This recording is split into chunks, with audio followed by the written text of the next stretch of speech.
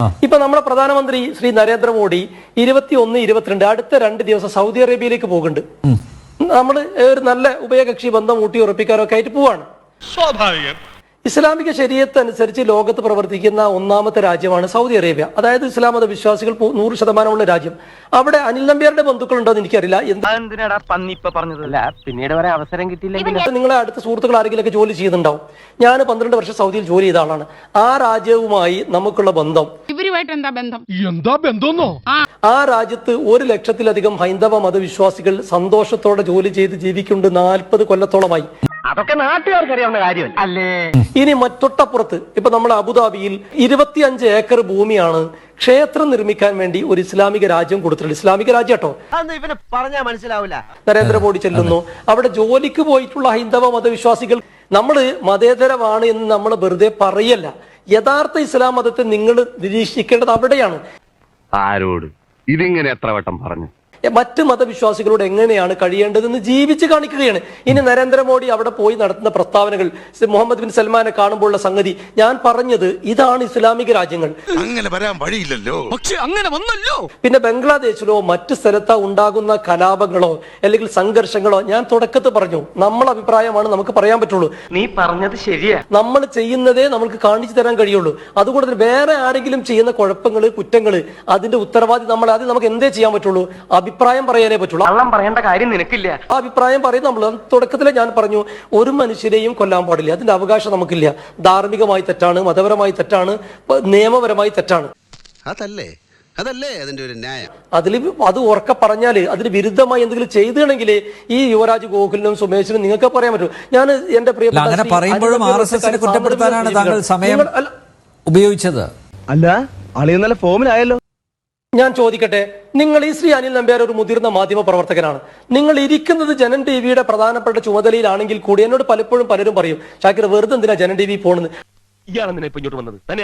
ഒരു ദൈവ വിളി ഉണ്ടായി. എന്താ? അവരൊരിക്കലും പറഞ്ഞാൽ അവർക്ക് മനസ്സിലായില്ല. സംസാരിക്കുന്ന സമയം പോലും ഞാൻ പറഞ്ഞു, അല്ല, ജനൻ ടിവിയുടെ പ്രേക്ഷകരിൽ ഭൂരിഭാഗവും പിന്നെ RSS BJPയുടെ ആളുകളാണ്. കേൾക്ക്, RSS BJPയുടെ ആളുകളാണ്. ഓ ഗോഡ്, എനിക്ക് കഥാപാത്രത്തെ ഉൾക്കൊള്ളാൻ സമയമായി. ആരും എന്റെ അടുത്തേക്ക് വരരുത്. സ്വാഭാവികമായി ഇതിന്റെ ആളുകൾ ഞാൻ ഒരു വരി മുഴുവനാക്കട്ടെ.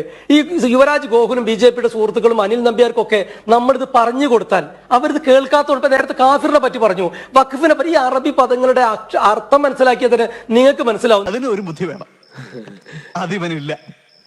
നിങ്ങൾ മിക്കവാറും നിങ്ങൾ അതൊക്കെ ഇട്ടെറിഞ്ഞ് ഇതിലേക്ക് വരും എന്നുള്ള ബേജാറ് കൂടി ഇരിക്കുന്നത് വരണമെന്നല്ല. നമ്മളെല്ലാവരും ഏകോദര സഹോദരങ്ങളെ പോലെ ഈ രാജ്യത്ത് ജീവിക്കണം. അത് വേണ്ടേ? അദ്ദേഹം പറഞ്ഞപ്പോ ശരിക്കും എനിക്ക് രോമാഞ്ചം ഉണ്ടായി. അത് നിങ്ങൾ ഇസ്ലാമിന്റെ പേരിൽ ഭീകരവാദം കെട്ടിവെക്കുക. RSS 100 കണക്കിന് ആളുകളെ കൊന്നാല് അത് പറയാൻ പാടില്ല. അപ്പൊ അത് ശരിയല്ലല്ലോ. രണ്ടും ഒരേപോലെ കാണണ്ടേ? കാണും. അപ്പൊ സത്യസന്ധമായി വിലയിരുത്തണ്ടേ? ഞാൻ വീണ്ടും പറയാണ്, ശ്രീ അനിൽ നമ്പ്യാരെ പോലെയുള്ള മുതിർന്ന മാധ്യമപ്രവർത്തകർക്ക് നിങ്ങളുടെ ആശയം പ്രചരിപ്പിക്കാം, ആദർശം പറയാം, ഒക്കെ ചെയ്യാം. പക്ഷെ ദയവ് ചെയ്തിട്ട് വിഷം കലക്കുന്ന പരിപാടി എടുക്കരുത്.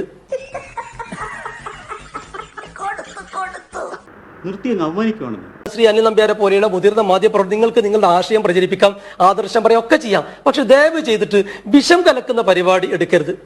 കാര്യമായിട്ടാണ് പറഞ്ഞത്? തമാശക്കാണ്? കാര്യമായിട്ട് തന്നെയാ പറഞ്ഞത്. എന്നാ കൊള്ളാം.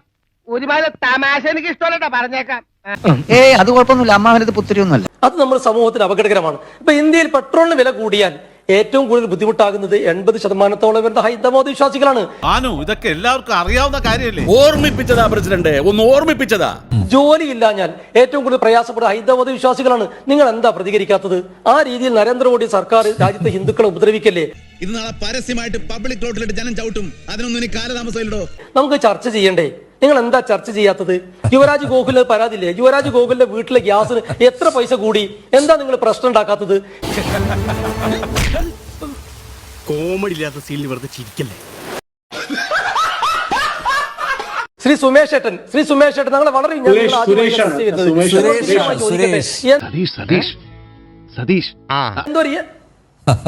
സോറി സുരേഷ് ജി, നിങ്ങളോട് ഞാൻ വളരെ വിനീതൻ, എന്റെ ഒരു ജ്യേഷ്ഠ സഹോദരനെ പോലെ കണ്ടിട്ട് ചോദിക്കുകയാണ്. ഈ BJP ഗവൺമെന്റ് 13 വർഷത്തോളമായി 12 വർഷത്തോളം ഇങ്ങനെ ആളുകളെ ഉപദ്രവിച്ചിട്ട് നിങ്ങൾക്ക് എന്താ നിങ്ങൾ ഇപ്പോഴും ബംഗ്ലാദേശ് ചർച്ച ചെയ്യാൻ നിൽക്കുന്നത്? എന്നാലും ദഹിക്കും.